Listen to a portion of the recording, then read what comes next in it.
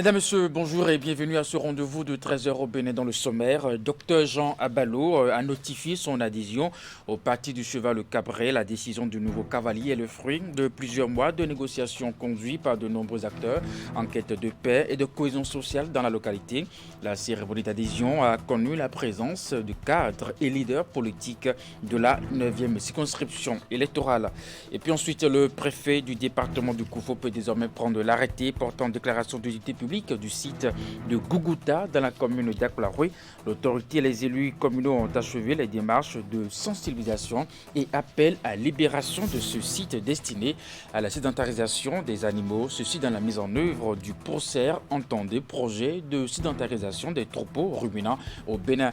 Et puis enfin, Geoffroy Messan, notre collègue décédé, est inhumé ce mercredi. Les cérémonies d'obsèques se sont déroulées à Révier dans la commune d'Abomey-Calavi en présence des membres de sa famille, proches, amis, confrères et consoeurs de la presse béninoise. Des moments de douleur, d'émotion et de vive consternation.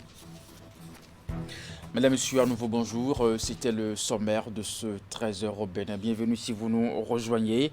La famille du bloc républicain de la commune de Banté s'agrandit. Dr Jean Abalo a notifié donc son adhésion au parti du cheval Cabré. La décision du nouveau cavalier est le fruit de plusieurs mois donc de négociations conduites par de nombreux acteurs en quête de paix et de cohésion sociale dans la localité. La cérémonie d'adhésion a connu la présence de cadres et leaders politiques de la 9e circonscription électorale. Voici le compte rendu. Ce ralliement vient une fois encore donner la preuve de l'influence que les idéaux prônés par le parti ont sur les Béninois. Connu pour sa quête permanente à améliorer le quotidien de ses semblables, Dr Jean Abalo fait officiellement son entrée en politique. L'événement de ce jour intervient dans un contexte particulièrement marqué par la recherche accrue de l'unité, de la cohésion sociale et de la paix dans la commune de Banté. Ces valeurs, le parti bloc républicain de Banté en a besoin davantage pour mieux s'organiser et mieux s'enraciner en vue des victoires plus sûres. Docteur Jean Abalo, la mission que vous vous assignez ce jour est exaltante, mais nécessite à la fois détermination et abnégation afin de relever les défis de notre temps. Militantes et militants à divers niveaux du bien, en ce moment solennel, je voudrais lancer un vibrant appel à la mobilisation générale pour la cause du parti. La décision est aussi une réponse aux nombreuses sollicitations à venir également faire ses preuves dans le milieu politique. Venus nombreux le soutenir pour la circonstance, cadres à divers niveaux, leaders politiques et autres invités ont salué son sens d'engagement. Le nouveau cavalier, quant à lui, a tenu à clarifier les raisons qui justifient son choix. Nous avions fait un choix de responsabilité, un choix de valeur. Il y avait plusieurs chemins, certes, mais ce que nos ambitions, nos visions de développement pour la commune de Banté se retrouvent dans le bloc républicain. Nous avons été trop délaissés. Nous avons été comme des orphelins. Mais maintenant, nous avons un père qui est prêt à travailler avec nous, qui est prêt à développer la commune de Banté avec nous. Nous avons juste besoin de nous mobiliser. Nous savons qu'il y a eu beaucoup de tractations, mais il n'a pas cédé à la tentation. Il a eu l'honnêteté de dire oui, je viens au bloc républicain. C'est pour ça que je voulais remercier tous ceux qui ont œuvré, parce qu'aujourd'hui, le docteur Abalo est là.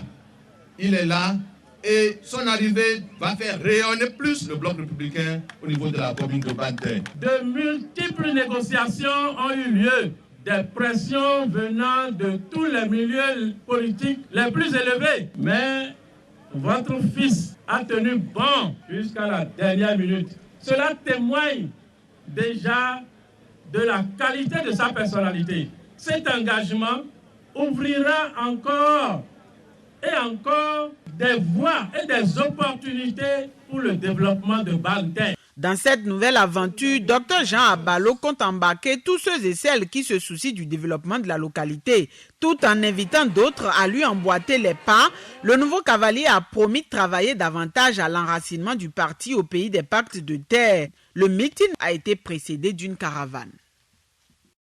Le ministre délégué auprès du président de la République chargé de la défense nationale a procédé ce mardi à l'ouverture des travaux de séminaire des chefs de corps de l'armée béninoise. C'est un rendez-vous annuel qui permet de faire le point de la situation sécuritaire de l'année en cours et définir de nouvelles directives pour plus d'efficacité. Le séminaire est également un moment d'échange et de partage d'expériences. Voici le reportage.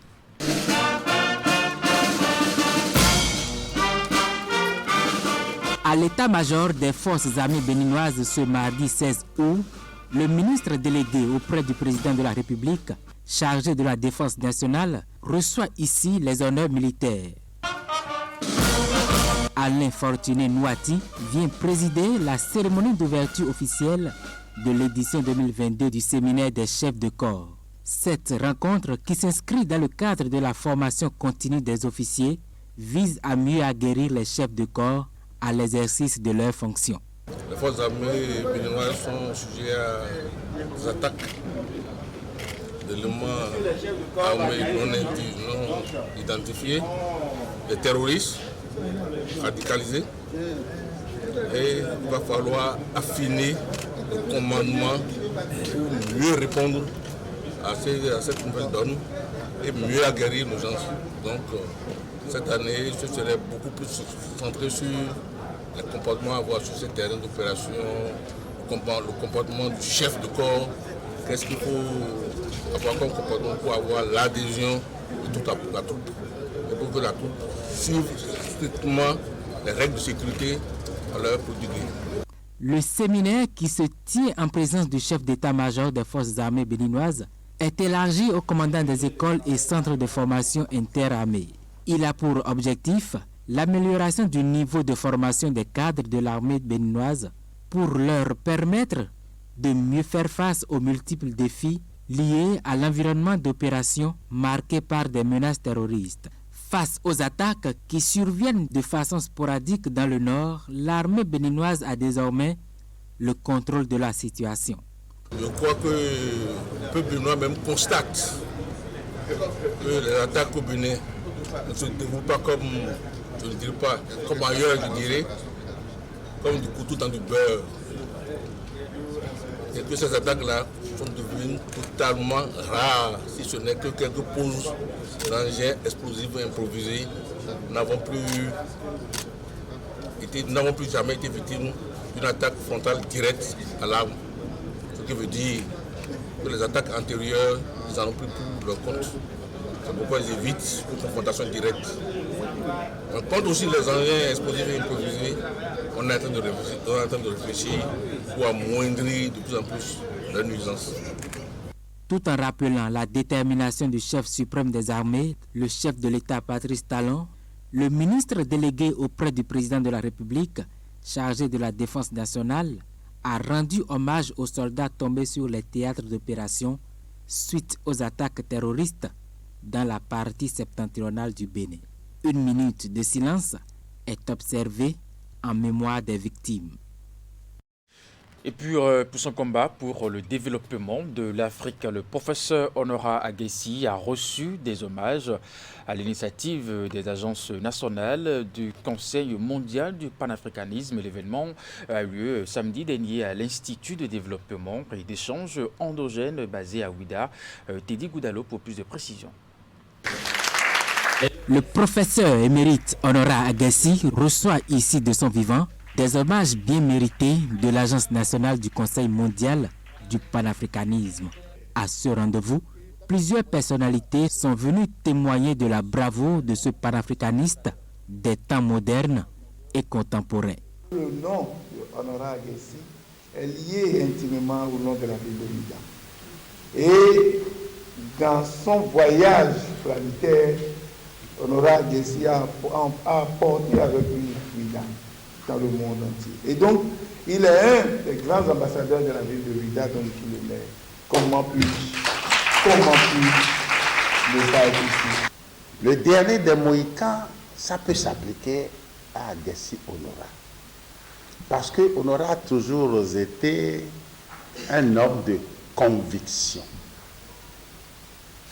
Et du haut de ses convictions, il n'hésitait pas à vous toiser du haut de sa taille, grande taille et du haut de ses convictions, quand il est convaincu, vous pouvez vous regarder de haut. Et alors, c'est ça moi ce que je dis, c'est ça moi ce que je pense. Il peut te toiser de haut parce qu'il est convaincu de ce qu'il dit.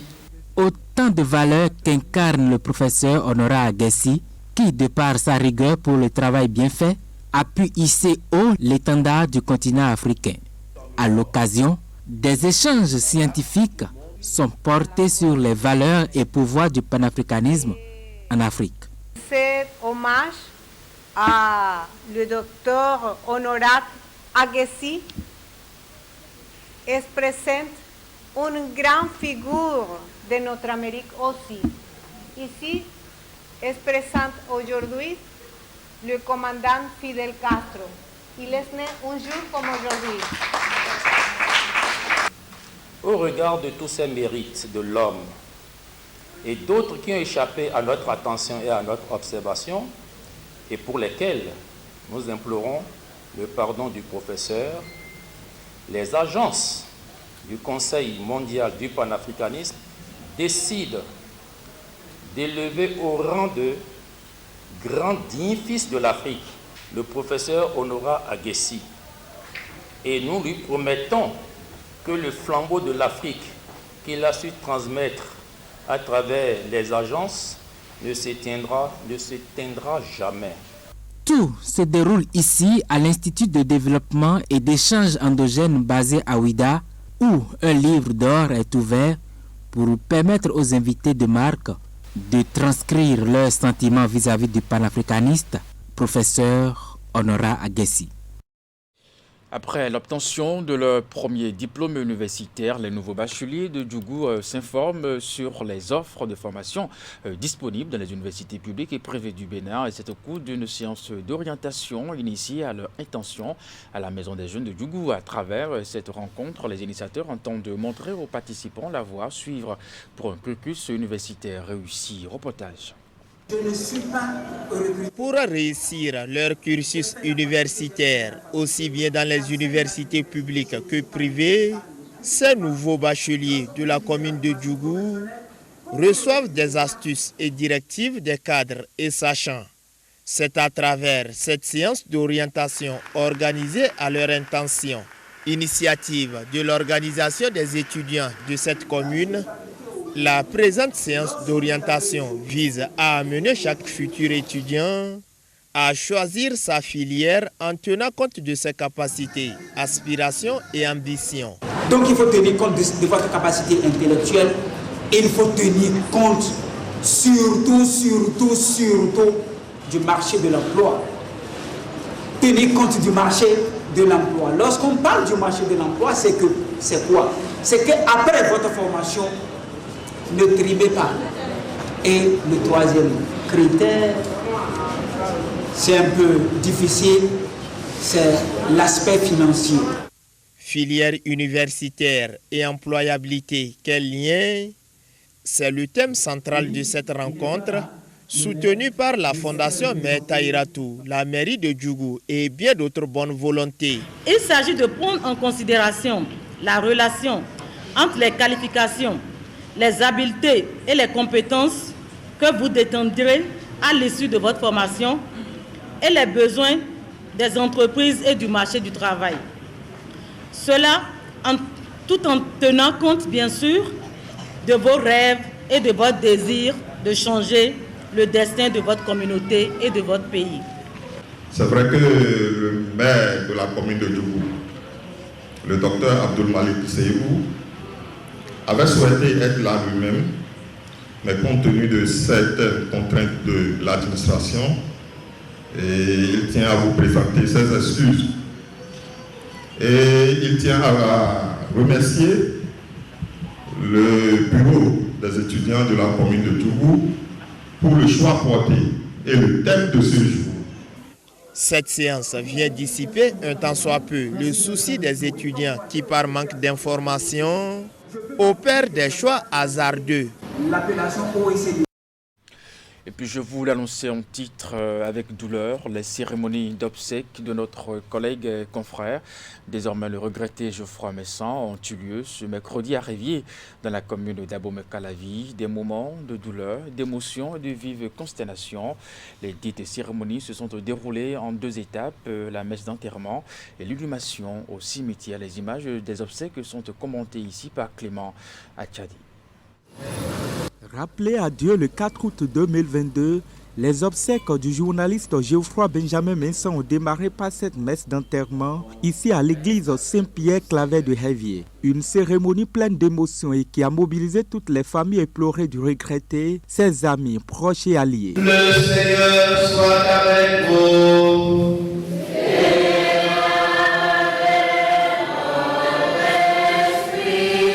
Nous n'avons qu'une seule parole. Tout est grâce. Durant cette célébration eucharistique, le Père, les fidèles et la famille Messan ont tous imploré la clémence divine afin qu'ils soient accueillis dans le royaume céleste de Dieu. Une perte douloureuse d'un espoir de la famille qui s'est illustré et imposé au cours de sa carrière professionnelle. Ce vide que tu laisses dans nos cœurs, Geoffroy, il est très profond. Nul ne connaît quand ce sera son tour. Nous sommes ici ce matin, alors pour rendre grâce au Seigneur. Je veux demander notre frère Messan Geoffroy, afin que dans sa bonté, il se passe tout ce que nous pouvons imaginer, afin que dans sa miséricorde, qui est inépuisable et insondable, il pardonne tous ses péchés. Après la phase de levée de corps, puis cette messe d'enterrement, l'inhumation a eu lieu au cimetière de Sommet, dans l'intimité familiale. S'en sont suivis des condoléances, hommages et témoignages sur le talentueux et dévoué journaliste et passionné des sports. Au cimetière comme à l'église, beaucoup n'ont pas pu contenir leurs émotions. Considérons que c'est une grâce pour nous d'avoir eu Geoffroy. Parce que Geoffroy, le prêtre célébrant l'a dit, c'est une belle personne. C'est une personne qui nous a offert une très belle version d'elle. Geoffroy était un journaliste très professionnel mais talentueux. Geoffroy s'est rapidement imposé à Canal 3. Et au-delà de cet aspect de collègue à Canal 3, chacun autant que nous sommes à Canal, nous avons des relations particulières avec Geoffroy. Parce qu'il était généreux, parce qu'il était serviable, parce que Geoffroy était un être aimant. Simple, aimable.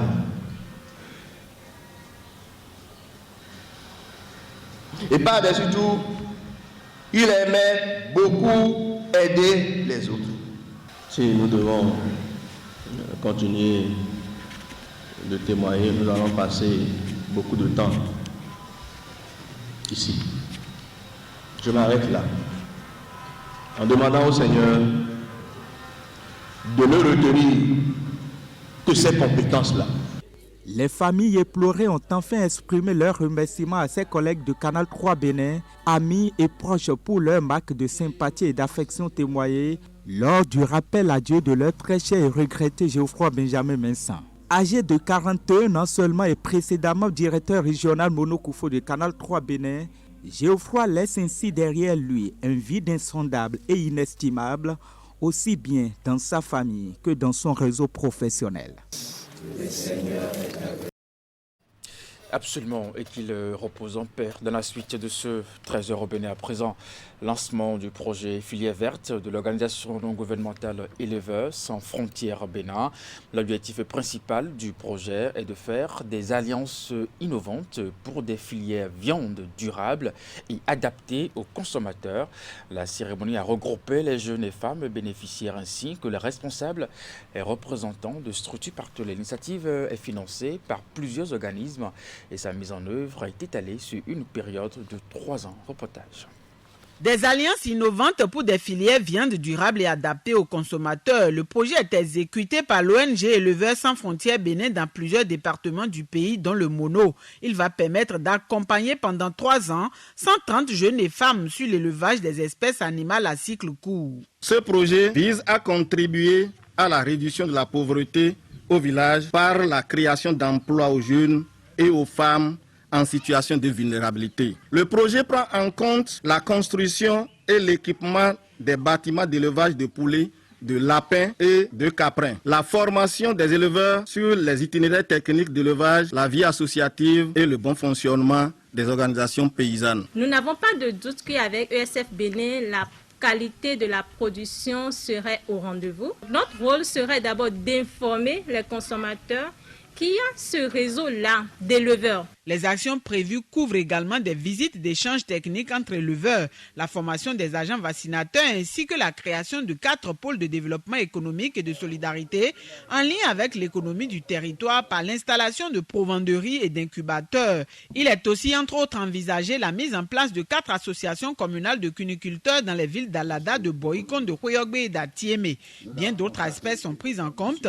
Le budget des différentes activités est évalué à 242 267 527 francs CFA. Il est financé par 5 organismes. Le Comité français pour la solidarité internationale, le CFSI, la Fondation suisse Michelam, la Fondation française Amber, l'Association française Éleveurs sans frontières et notre ONG locale Éleveurs sans frontières Bénin. Ce projet viendra renforcer une application. L'application permet que quand le produit est disponible chez le producteur, la structure distributrice en est informée et permet aussi de mettre en relation les consommateurs. Également, le projet a un aspect sur le développement de l'énergie verte. Dans cette aventure, l'ONG ESF Bénin bénéficie de l'appui technique de diverses autres structures. Pour la réussite du projet et dans l'optique de consolider le partenariat entre éleveurs et transformateurs, un dispositif de cluster est mis en place, ceci en rapport avec la politique du gouvernement. L'élevage est un art, obéit à des principes, à des règles. Il faut maintenir l'hygiène dans l'élevage. C'est de la richesse que vous avez. Ceux-là qui vont s'adonner d'ici 2 ans,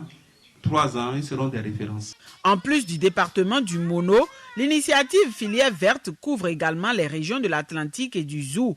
Elle est mise en œuvre suivant 3 axes, à savoir la production, la transformation et la promotion du consommé local. Dans les témoignages, le projet a déjà soutenu les bénéficiaires dans la construction et l'équipement des bâtiments d'élevage. La cérémonie de lancement a pris fin par la visite de quelques installations, suivie de la campagne de vaccination des animaux. Et pendant ce temps, le préfet du département du Koufo peut désormais prendre l'arrêté portant déclaration d'utilité publique du site de Gouguta dans la commune d'Aklaroué. L'autorité et les élus communaux ont achevé les démarches de sensibilisation et appellent la libération de ce site destiné à la sédentarisation des animaux. Ceci dans la mise en œuvre du projet PROCER, entendez projet de sédentarisation des troupeaux de ruminants au Bénin. Point de la dernière descente des autorités avec William Cliquant, Florent Dou. Le préfet Christophe Megedji, les cadres du projet de sédentarisation des troupeaux de ruminants et les autorités communales et locales d'Aplaroué sont descendus à Doussor sur le site de Gouguta. C'est une énième visite de terrain des autorités pour sensibiliser les populations à libérer ce site au profit du PROCER comme campement pastoral. Des populations qui ont compris la vision du gouvernement matérialisé par ce projet qui éradique les conflits entre agriculteurs et éleveurs. Le préfet peut donc prendre l'arrêté de déclaration d'utilité publique. Je voudrais remercier les parents qui nous ont reçus, remercier le chef du village, monsieur le CA, le maire et ses adjoints sont à nos côtés ici. C'est un mouvement d'ensemble. Il s'agit de discuter toujours, de parler aux parents. Donc le site est déjà libéré. Nous pensons que nous pouvons prendre l'arrêté pendant la déclaration d'utilité publique. Le processus de libération des espaces pour campement des troupeaux se déroule dans plusieurs autres communes comme à Aplahoué. Il aboutit au démarrage du processus d'expropriation des propriétaires terriens et exploitants. Et précisément, au nombre des activités prévues, il y a le renforcement de 126 campements à l'échelle nationale dans 42 communes, dont la commune d'Aplahoué. Et nous sommes ici avec monsieur le préfet du Koufo qui ne marchande pas du tout sa disponibilité donc, aux côtés du procès pour essayer donc d'évoluer sur la question de la libération et de la sécurisation des sites qui vont servir donc à renforcer les campements dans le Koufo, tout particulièrement dans la commune d'Aplahoué. Les dispositions sont prises pour que le préfet prenne rapidement la déclaration d'utilité publique qui va déclencher, comme le préfet le disait aussi, la procédure d'expropriation. Expropriation suppose que tous les propriétaires terriens ou tous les exploitants, donc ceux qui ont des droits, que ce soit droits de propriété foncière ou des droits d'usage, le point va être fait, l'évaluation donc de leurs droits va être faite et ils seront régulièrement et normalement dédommagés comme le prescrivent les dispositions légales et réglementaires dans notre pays, mais également comme l'exige la Banque ouest-africaine de développement qui accompagne donc le Bénin dans le cadre du GIE. Une fois aménagés en campement, les sites vont être dotés de champs de forage pour la disponibilité en eau. Des féniles et des packs de vaccination des animaux seront aussi construits pour la viabilisation des sites. Première édition de la grande conférence de prière et de miracle. La rencontre spirituelle va se dérouler à Boyikon. Elle a été étalée sur une semaine environ. Ce sera l'occasion pour responsables et fidèles de l'Église et de la mission évangélique de la foi internationale de renforcer leur croyance en Dieu, mais aussi resserrer les liens fraternels entre eux. En prélude à cette conférence, une caravane a été organisée. Le tour de ville a été l'occasion d'annoncer l'événement aux populations et de les inviter à y prendre part. Détail avec Imet Elena Moussou. Une affluence de chrétiens évangéliques sur les grandes artères de la commune. La caravane partie de l'intercession de la voie conduisant au siège de la mission évangélique de la foi internationale à Boyikon a fait le tour de la ville. Responsables et fidèles à travers chants et autres arrêts annoncent la tenue de la première édition d'une grande conférence de prière et de miracle. C'est la première édition cette année 2022. Et bien avant les années antérieures, on organisait ça sous le nom de Festival de prière. Mais cette année, nous avons voulu à ce que cela soit la conférence de prière et de miracle. Et il y aura beaucoup d'enseignements au niveau du peuple parce que la Bible déclare que c'est la parole de Dieu que nous écoutons qui va nous transformer. C'est ça qui va nous transformer, c'est ça qui va métamorphoser la vie des citoyens et des citoyennes. Les manifestations sont placées sous le thème « Que ton règne vienne ». Elles vont durer du 14 au 21 août 2022. Plusieurs activités sont prévues dans un programme spécial pour les femmes et hommes en attente des fruits des entrailles. Animée par d'éminents pasteurs, la rencontre spirituelle sera aussi meublée par un atelier spécial pour les entrepreneurs, les diplômés sans emploi ainsi que les opérateurs économiques. Nous avons effectivement 8 jours de prière et de miracles, d'activités ecclésiastiques. Et durant les 8 jours, le Seigneur va sortir sa gloire. Les gens vont témoigner, beaucoup recevront la guérison de leur maladie, maladie physique, maladie financière, maladie morale. Tout ce qui empêche les gens de percer leur destinée, Dieu va se révéler davantage à eux et chacun trouvera son compte. Parce que Dieu, il est le même hier, aujourd'hui et éternellement. Étalée sur toute une semaine, cette conférence de prière et de miracle est organisée dans le but de renforcer la foi des fidèles, mais également les liens fraternels entre les membres de l'Église. Elle témoigne surtout, selon les organisateurs, de la bonne ambiance qui prévaut au sein de cette communauté évangélique, contrairement à ce qu'affirment certaines mauvaises langues. Du sport à présent pour finir, le tournoi FM Koufé de Bassila a connu son épilogue ce week-end. La finale a opposé sur le terrain de Bassila l'équipe Les Bombardiers de Zongo FC à celle Ilé Iloumaou FC de Maningri. L'objectif est visant en initiant un tel tournoi et de mobiliser les populations des arrondissements de Bassila et de Maningri autour des actions qui promeuvent cette radio, notamment la pratique sportive. Reportage.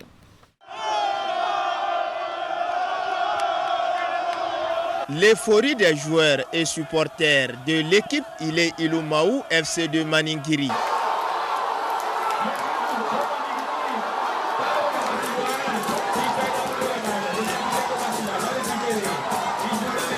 Championne de la finale du tournoi Radio FM Koufé de Bassila, 7 équipes vainqueurs vêtues en bleu-jaune a dû cravacher dur sur le terrain avant de trouver la faille à la 78e minute.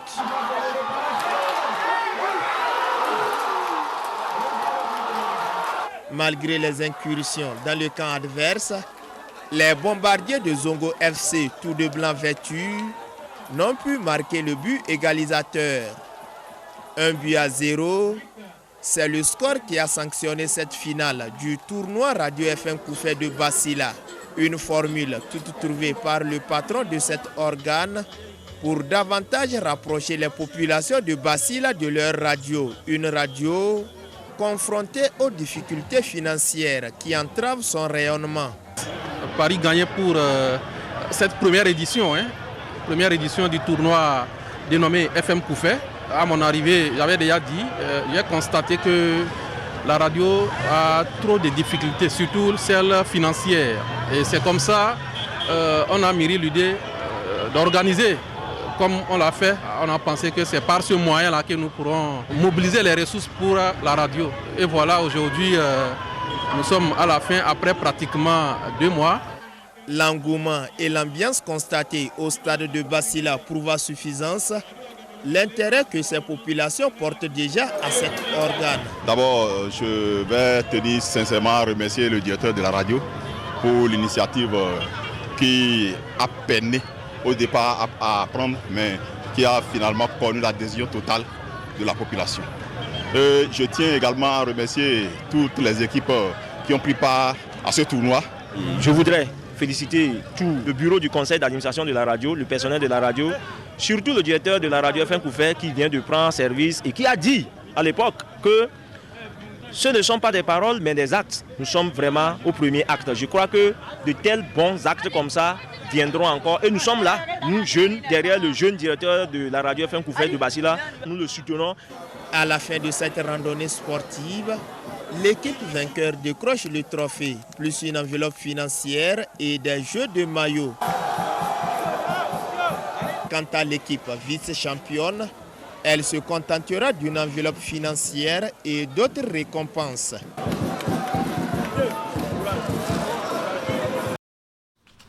Madame, monsieur, merci d'avoir été là. C'est la fin de ce 13h au Bénin. Merci de votre fidélité. Le programme se poursuit sur Canal 3 Bénin à 16h, votre bulletin d'information. 19h30, la grande édition de la soirée. Portez-vous bien et à très bientôt.